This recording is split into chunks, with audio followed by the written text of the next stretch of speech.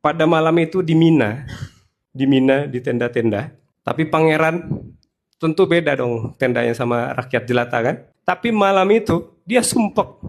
Akhirnya keluar tuh si pangeran, anaknya raja. Terus dia melihat ada bukit batu yang gelap. Nggak tahu dia juga kenapa. Apa yang mendorong dia pengen naik ke atas bukit itu malam-malam.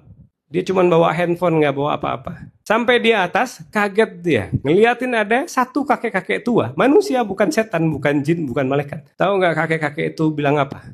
Dia bilang gini, kamu yang mau nganterin makanan malam saya hari ini, daging-daging kamu yang mau nganterin. Dia ngomong ke si pangeran tuh kayak gitu. Dia nggak tahu ini pangeran. Kata pangerannya, oh, emang kamu pesan makanan? Emang kamu ada pesan makanan online kah? Atau ada sesuatu, ada orang yang memang janji anterin makanan? Dia bilang enggak. Dia bilang, saya pesan ke Allah. Saya barusan berdoa, kata dia. Kalau dia bilang, ya Allah, saya lapar, saya pengen makan daging yang enak. Kata pangerannya, kayaknya ini yang bikin saya langkah ke sini. Telepon pelayannya, tolong antarin makanan daging-daging semua ke sini. Dikasih tahu tempatnya. Nggak lama datang. Datangnya banyak. Melebihi dari kebutuhan dia makan sendirian. Terus dia bilang gini, alhamdulillah ini daging yang paling nikmat yang pernah saya makan, kata kakek itu. Kakek ini bilang lagi, sekarang saya butuh teh Yaman dengan daun mint, kata dia. Terus diangkat lagi tangannya, ya Allah, ini makanan yang enak banget. Tapi saya lagi pengen minum teh pakai daun mint, kata dia. Pangerannya lihat kiri kanan. Kalian bawa daun mint sama teh, katanya ke pegawai-pegawai tadi. Enggak, cuman makanan aja, enggak bawa minum. Terus habis itu penasaran pangeran nih, siapa nanti yang akan datang nganterin gitu kan. Ternyata nggak ada yang nganterin, mereka turun ke bawah. Bawa makanannya, kakeknya itu juga pengen turun. Pas nyampe di bawah, datang tuh kafilah dari Yaman, pada mau haji. Terus kemudian ditawarkan makanan yang tadi. Daging-daging tadi banyak kan, ditawarin, ini ada makanan tadi saya bawa kebanyakan cuman buat si kakek ini. Kalian mau makan silahkan makan, kata dia. Nah orang-orang ini yang tadi dikasih makan bilang, wah Masya Allah kita pas banget lagi butuh makan, lapar. Tapi saya cuman punya teh ini, kata dia. Teh ini coba diminum. Dia kasih 2 gelas, satu buat pangerannya, satu buat si kakek itu. Pas dituangin si kakek ini bilang, daun mintnya mana? Kata dia, oh iya sebentar ada daun mint. Jadi diambillah daun mintnya di tasnya. Ambil di beberapa daun, dipotong, dimasukin ke 2 gelas yang tadi si pangerannya sama si kakek tua. Lagi anget-anget minum. Dia minum daun mintnya. Terus si pangerannya bilang gini, Masya Allah, selama ini saya hidup di istana, belum pernah menemukan teh ketemu daun mint itu yang kayak gini, ternyata rasanya enak banget, kata dia. Kakeknya kemudian bilang, selesai terima kasih, dan dia bilang kayak gini yang ketiga. Saya ngantuk, kamu pulanglah sana, kata kakeknya. Saya mau tidur, kata kakeknya.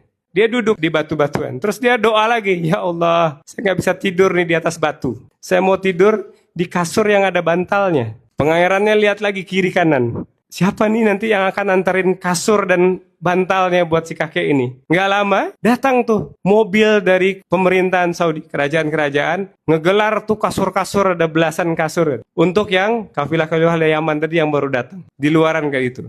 Kakeknya bilang, saya boleh tidur di sana nggak? Oh iya boleh, silakan. Akhirnya dia tidur tuh di kasur yang ada bantalnya. Tidur semua.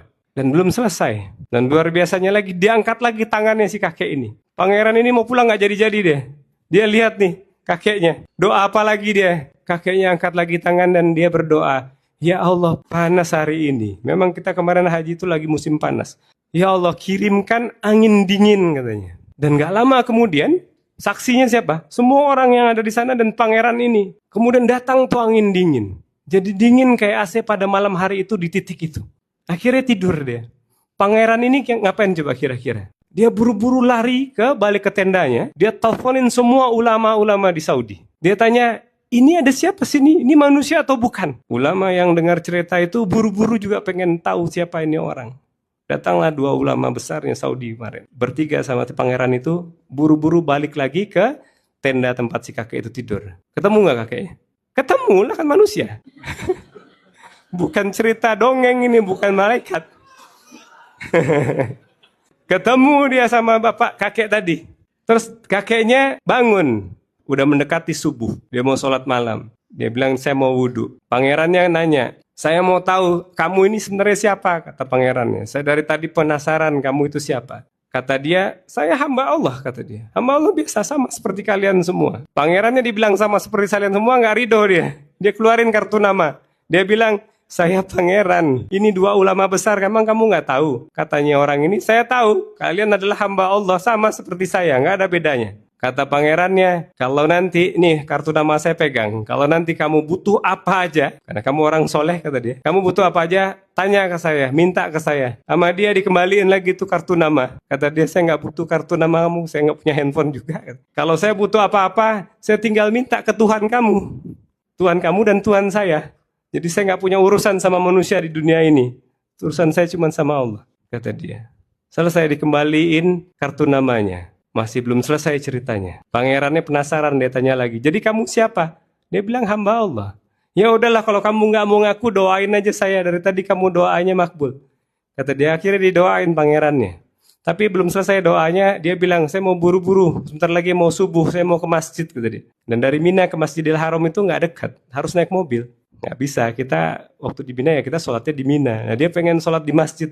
Dia bilang, ya Allah, saya mau sholat di Masjidil Haram. Tolong kirimin mobil. Bayangin gak lama datang mobil, anterin dia. Kemudian selesai dia pergi, barulah percakapan antara pangeran dan si ulamanya ini terjadi. Pangerannya nanya kepada ulama, apa amalan orang itu? Kok dia bisa begitu? Katanya ulama ini bilang, mereka beda dengan kamu dan saya. Kita adalah orang-orang yang terkenal di dunia. Tapi dia, orang yang gak dikenal di dunia, tapi dikenal di langit. Pelajaran yang bisa diambil dari sana adalah, kita nggak perlu cari muka ke orang-orang. Kita nggak perlu CM-CM, kita nggak perlu khawatirkan orang tuh mau ngomong apa tentang kita. Kita nggak usah khawatir digibah, difitnah, dicaci, dimaki, atau mau cari muka, mau sogok sana-sini, mau cari pejabat-pejabat biar dukung kita, nggak perlu. Kenapa? Karena ada contohnya nih. Urusan kita sama Allah aja udah. Cari muka aja ke Allah, selesai urusan kita semua. Bahkan untuk sesuatu yang mustahil.